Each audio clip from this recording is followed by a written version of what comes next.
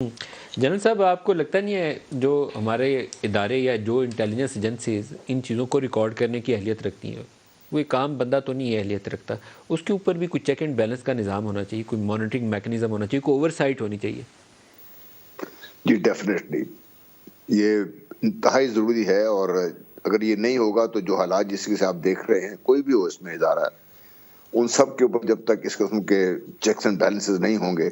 تو یہ دن سر بہ دن بڑھ ہی رہا ہے اب نا۔ صورتحال یہ ہے کہ اب یہ صرف کوئی نواز شریف، شہباز شریف یا عمران خان تک محدود نہیں رہ گئی ہے، یہ اس ادارے سے وابستہ لوگوں کے اوپر آپ سوشل میڈیا کھولیں گے نا تو آپ کو اتنا کچھ نظر آئے گا کہ اب وقت ہے شاید کہ ایک اوور سائٹ میکنزم ڈیولپ کر لیا جائے، کچھ چیک اینڈ بیلنس لے آئیں، جی نہیں جی تو کسی کی بھی عزت محفوظ نہیں ہے۔ جی بالکل آپ نے صحیح فرمایا کہ اس میں تو جو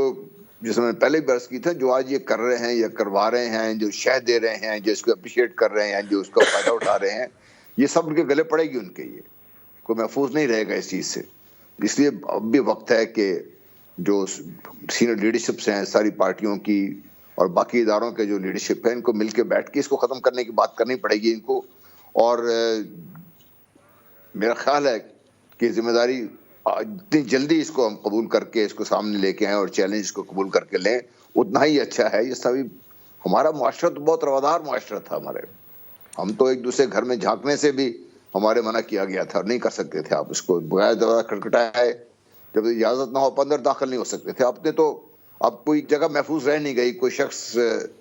شخص محفوظ نہیں رہا اس وقت۔ آپ جیسا بھی بات کریں پروفیسر بھی، میں ایگری کرتا ہوں ان سے کہ کہیں جاتے ہوئے ڈر لگتا ہے، کہ دوستوں کے پاس بیٹھتے ہوئے بات کرتے ہوئے ڈر لگتے ہے، اس وقت انسان گھبرایا ہوا ہوتا ہے کہ یار ایسی کوئی بات منہ سے خدا نخواستہ نکل نہ جائے، ایسی چیز نہ ہو جائے جو کل کو میرے گلے پڑ جائے۔